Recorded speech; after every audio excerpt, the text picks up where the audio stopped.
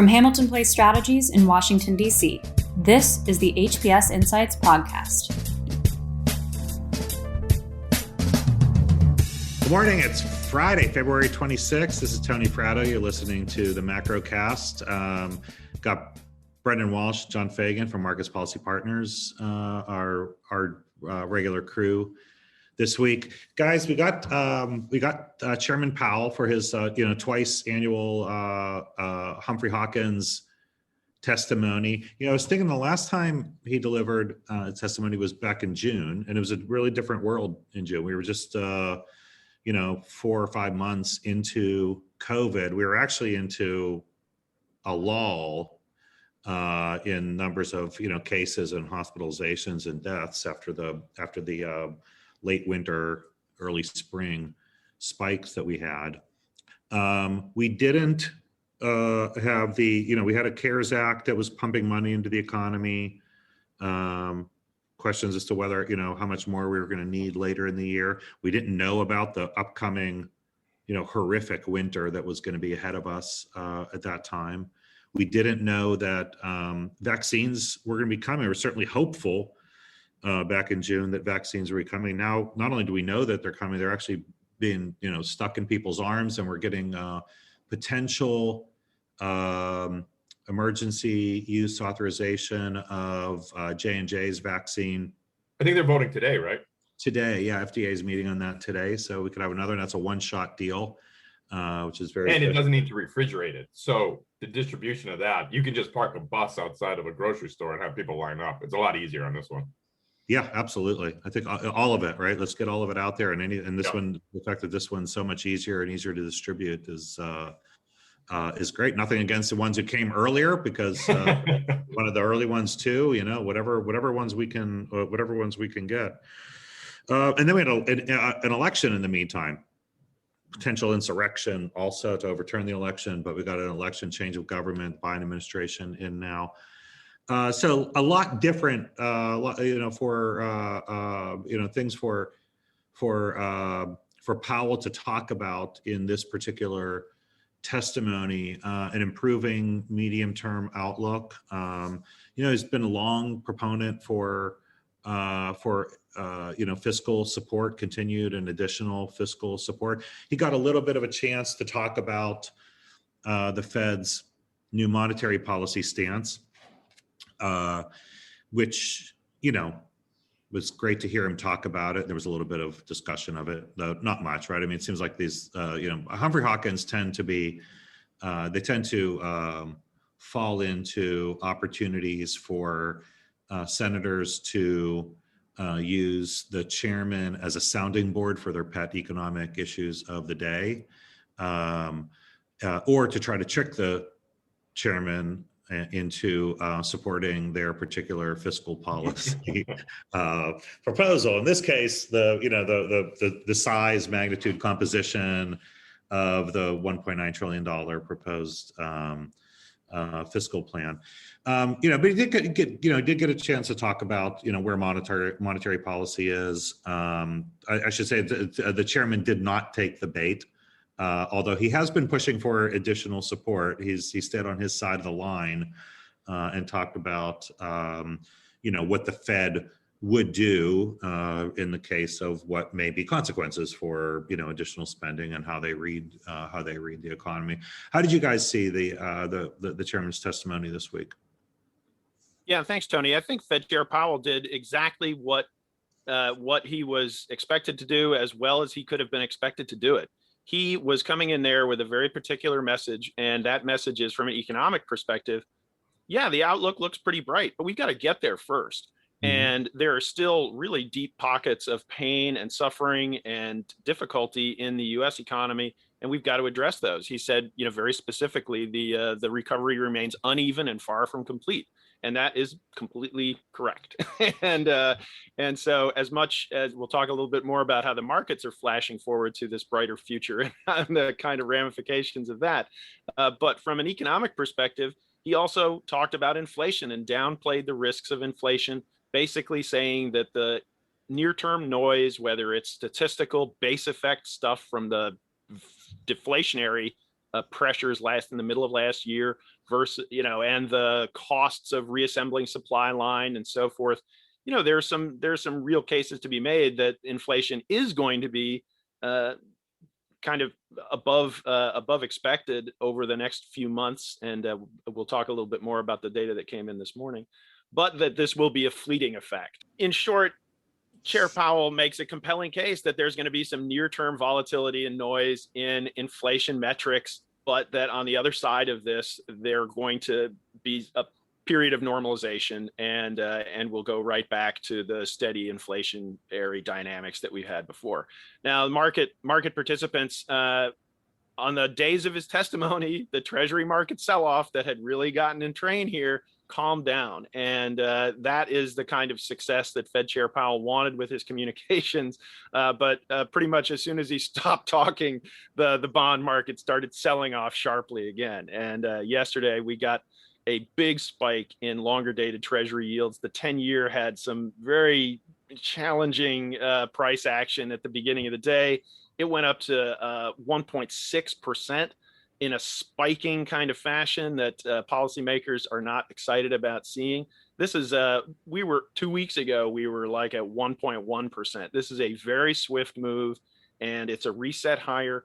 This was fueled yesterday by better than expected growth data. We're settling down a little bit today, but there's a real caution in the market. Is this something that is going to continue and disrupt financial markets? Is it going to tighten financial conditions in a way that will weaken the recovery that we're all hoping will be so strong? Overnight, we saw the Reserve Bank of Australia wade into their sovereign bond market with 2 billion or 3 billion Australian dollars in unscheduled buying.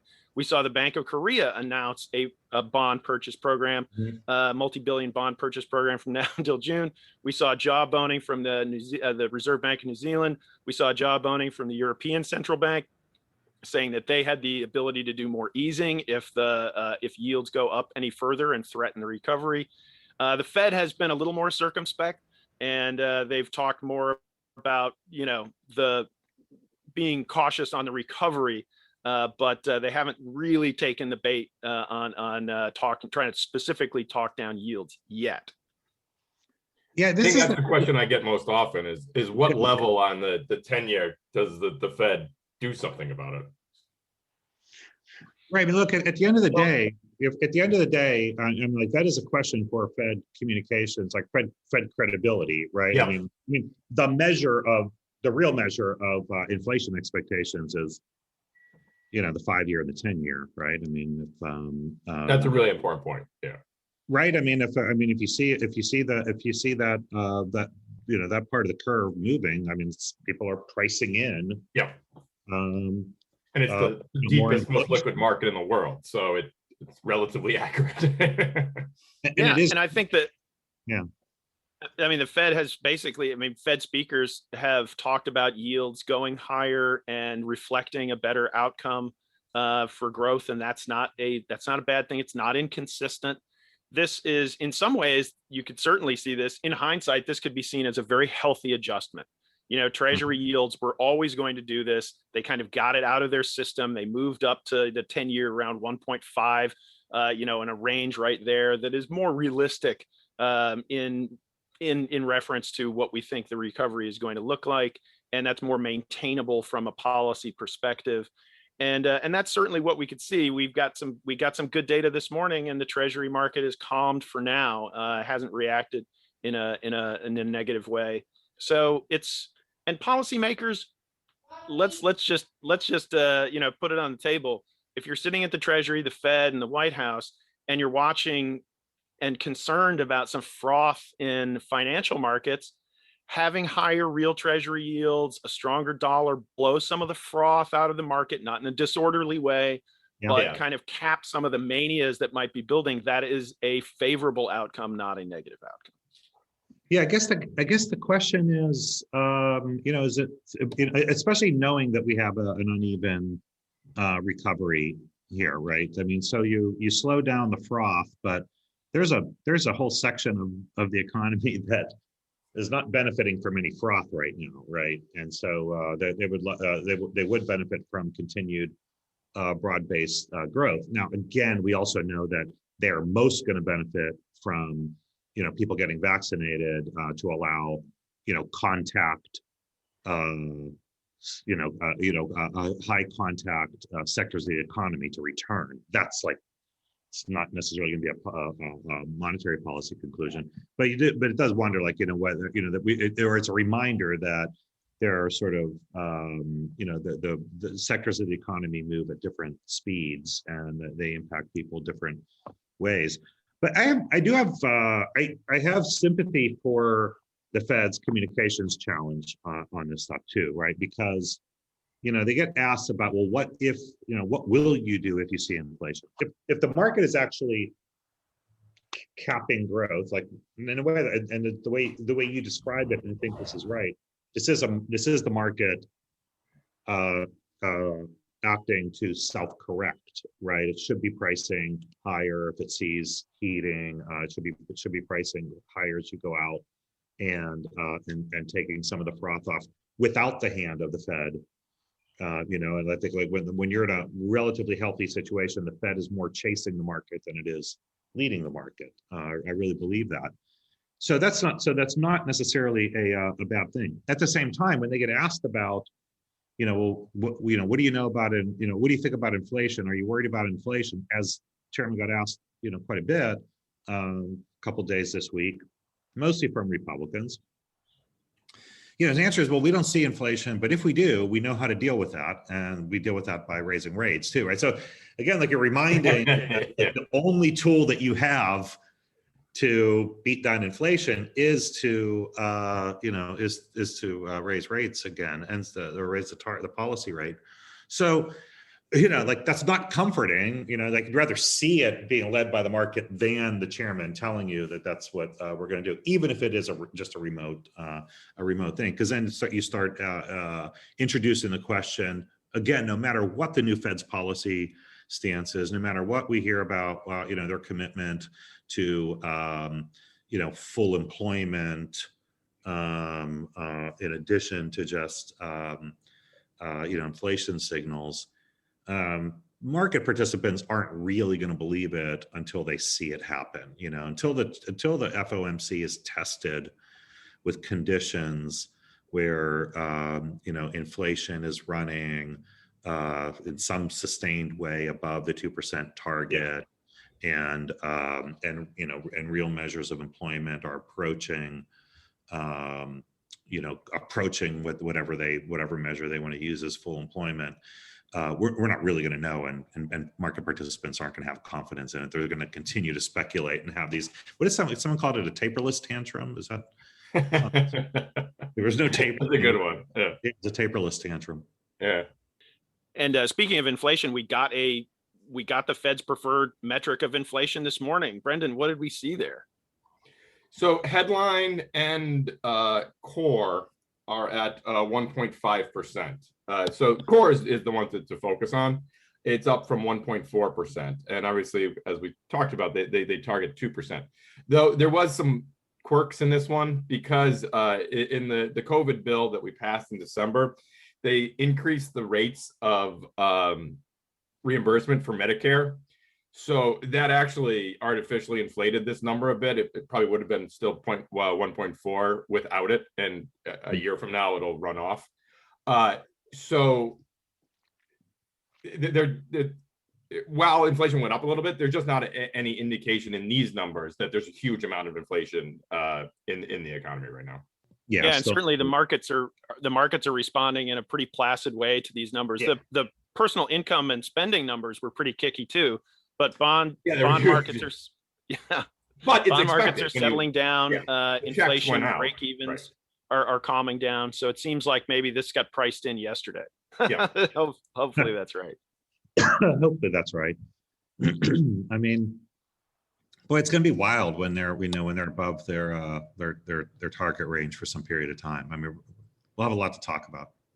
Well, the interesting part about inflation too, going forward, because this is unprecedented. We've never shut down the economy in a pandemic and reopened.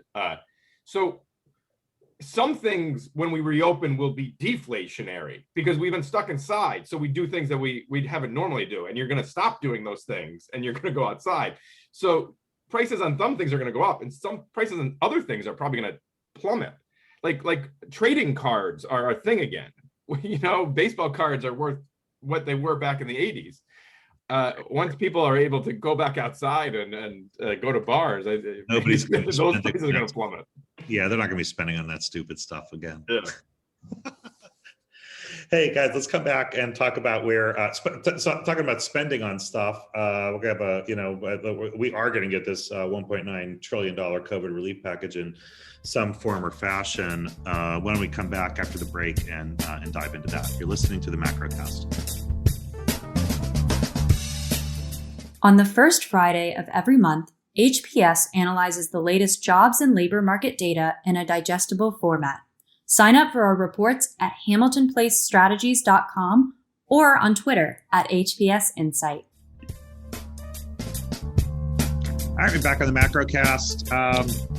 So, the Biden administration's proposal for $1.9 trillion in additional COVID relief and stimulus is wending its way through the process on the Hill. We got a bit of news last night with the Senate parliamentarian. It's like, as an old Senate staffer, it's kind of like all this anxious waiting for word of the Senate parliamentarian has been fun. But she came down with the decision on the $15 minimum wage as to whether it would meet the Byrd rule requirements for being included, being germane in a reconciliation bill. She ruled it was not sufficiently germane, so the minimum wage increase will not be in the reconciliation bill. The House of Representatives is going to continue to pass their bill with the minimum wage increase in it. I know Speaker Pelosi wants to give her members the opportunity to vote for the minimum wage inclusion, but I think it's safe to say that at the end of the day, no bill that gets through the Senate will include the minimum wage. It's including everything else, though. Which is an interesting thing, because I've been down in Florida. So Florida voted huge for Trump, but in that same election, they also voted 62% to increase the minimum wage in Florida to 15%. So there is a little bit of disconnect between the representatives and maybe the underlying desires of American voters to have a 15%. Well, I think, look, raising the minimum wage has always been popular. It's not a new thing or an old thing. It's always been popular, and the minimum wage has been broken for a long time, right? So like how it works, understanding of it, what it means, and how it's implemented. And I say we have clients who are on both sides of this issue of raising it to 15%, $15 an hour. No one is opposed. We don't have a client who is opposed to raising the minimum wage, and we wouldn't have a client who's opposed to raising the minimum wage. Just how it's done and in what way. And one of the things that I've long advocated for, going back to my time at Treasury, was to do two things. One is to make it locality pay based, which the argument for a lot of companies is that $15 an hour probably makes sense in San Francisco and New York and Washington D.C. Does not make sense in West Virginia and Arkansas and towns in Alabama, where the prevailing wages are so much lower that you're putting pricing pressure on the local community in ways that they can't, and the margins are lower in those areas too. So some kind of locality pay. So again, the federal government does locality pay. Businesses across the country do locality pay, right? I mean, if you're in the federal government and you're a GS9, and you work in Martinsburg, West Virginia, you don't make as much money as a GS9 working in Chicago, Illinois. It's not because the government doesn't like you. It's just because it's reflective of the different costs of living in those two areas. So it wouldn't be look, that's a solution. The other piece of it is, probably some form of indexing, so we don't have to have these fights, every how many years when the politics has decided it's time to increase the minimum wage instead of the economics deciding it's time to raise the minimum wage. Yeah, my proposal is it should be tied to the cost of a gallon of milk. I disagree on that, and I'll tell you why. The cost of a gallon of milk doesn't change. The cost of a gallon of milk is set by, I'm so glad you mentioned this. So the cost of a gallon of milk is set by milk marketing boards around the country that literally manage the production and price of milk, and the basis price for milk. This is amazing. Goes back to the Great Depression. Yeah, it's based on when we didn't have refrigeration or anything else, and it was based on the distance from Eau Claire, Wisconsin. That's how you determine the basis pricing of 100 weight of milk. It's just amazing, right? Like these systems. Now here's the thing that's different. I will say, here's the thing that's different about milk than any other commodity is that you got to get up every day and milk the cows, right? Like pricing. I have some sympathy for the need for milk marketing boards for milk, because milk goes bad, and you produce the milk, and like the dairy farmer can't decide, well, I'm not going to milk my cows next week because the prices aren't there. Prices up, prices down, you got to go out and milk the cows. So the long lead times in managing supply in milk, you could do some things like, we've done before at the federal level. Government's done things like cheese programs, so they'll put all that, but the government starts buying cheese in order to manage the price. So it's in other words, Brendan, I'm going to disagree with you on that, because milk is just too much of a price commodity. But I would do it based on like lots of other price soup, basket of goods.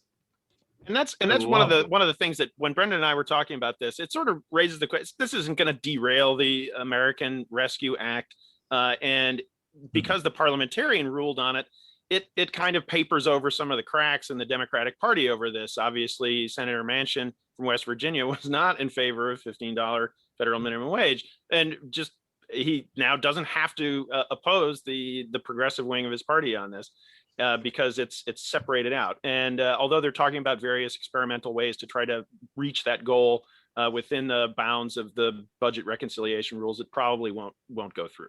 But that raises the question, as later on, when the Biden administration is done with the American Rescue Plan, and when they've rolled out the American Recovery Plan, then what is their agenda going to look like? And I think you can keep the Democratic caucus together on pandemic relief spending and on a large green infrastructure bill to a great extent, and we'll see how experimental they get on the margins with revenue and that sort of stuff. But afterward, would it be something like, as we've said, there might be bipartisan support potentially for a $15 minimum wage, federal minimum wage? To what extent is the Biden administration then going to keep forging ahead with its agenda, and maybe on some of these bills try to draw out some of the populist Republican wing that has developed under President Trump, who might find it into their political advantage to vote for some of these things? It'll be a very interesting. Yeah, maybe, but I'll tell you, we haven't seen that yet, right? We've seen like Romney come out with some discussion of a minimum wage. Maybe Collins will be there, but you're going to have to beat. You're going to maybe lose one or two or three Democrats, so you need to pick up one or two or three Republicans just to get it to 50-50. And I think that's a challenge. There is an opportunity. I do think there's an opportunity for some kind of compromise over it. But where these guys, some of them have been so far, Cotton, to your point on this sort of, appeal to the working man group. It's like the Cotton minimum wage plan, raises the minimum wage to something below Arkansas's current. Yeah. Starting $11 in Arkansas. That's really ambitious, isn't it? Yeah. So we haven't. Or no, I think it's $15 in Arkansas. Yeah, and he wants. Yeah, we haven't yet really seen the ambition to get there yet. But I do think there's a good argument can be made about how to construct a minimum wage. But I don't see Republicans accepting the case, any of the Republicans accepting the case that the minimum wage in California or in San Francisco and the Bay Area should be the same as in rural America. And remember that some of these states compete on wages, And now more so than ever, where you're kind of allowed to work from wherever you want.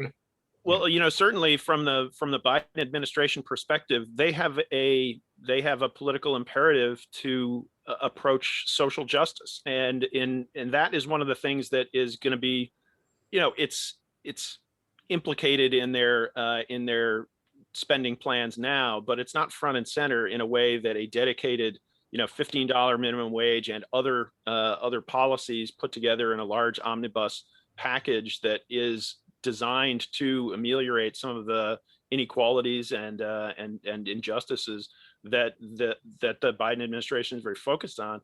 And that is something that the progressives of the party, and they're saying this about the $15 minimum wage, are things that they should jettison the filibuster over. Former President Obama suggested that a big new civil rights kind of package would be something worth jettisoning, basically suspending or getting rid of the filibuster to achieve.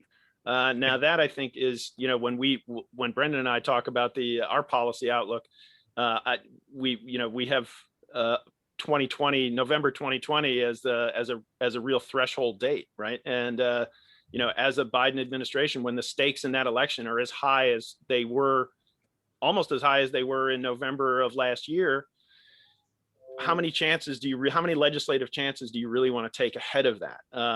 But maybe not doing that kind of legislation is taking a bigger chance. It's after these two big fiscal bills come through, the Biden administration is going to have a very challenging decision to make on that front, I think.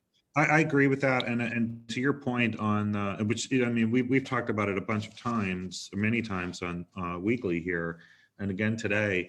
That again, like COVID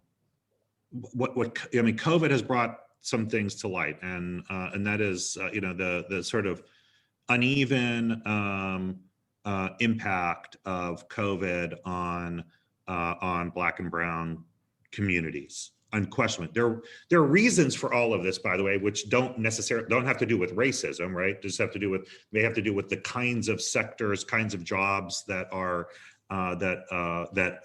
urban Black and Brown communities are working in. But it's undeniably true that more Black and Brown people, more minorities have been impacted on the health side from COVID.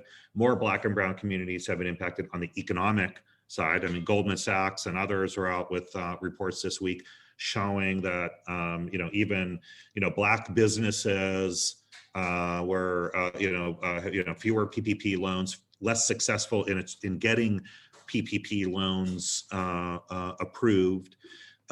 These are real things, and now we know when we come out the other side that we see vaccines. We say, and Black and Brown communities are not getting vaccines at the same rate as white communities are. So this whole year, yeah.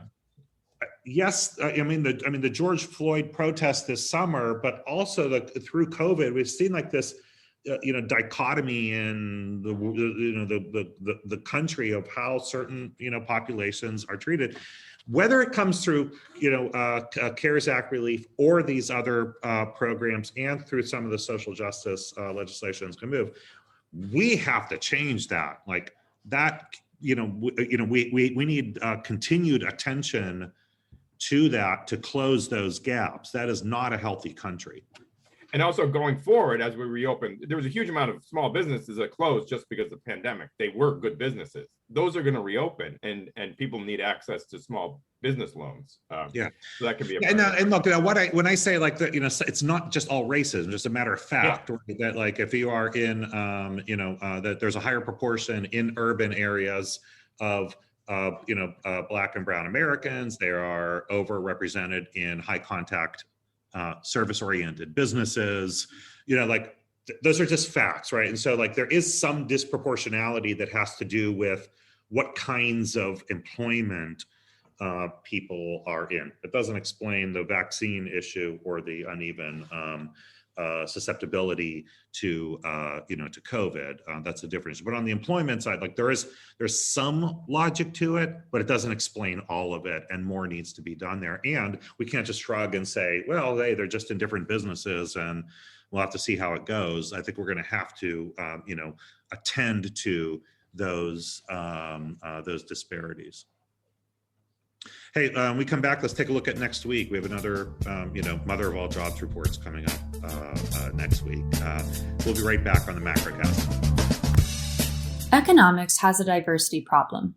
The Sadie Collective is the first and only organization dedicated to addressing the pipeline and pathway problems for Black women in economics, finance, data science, and public policy. Named after the first African American to earn a PhD in economics, the Sadie Collective seeks to support and inspire the next generation of Black women in these career fields. To learn more about the collective and how you can get involved, email sadiecollective@hamiltonps.com or visit sadiecollective.org.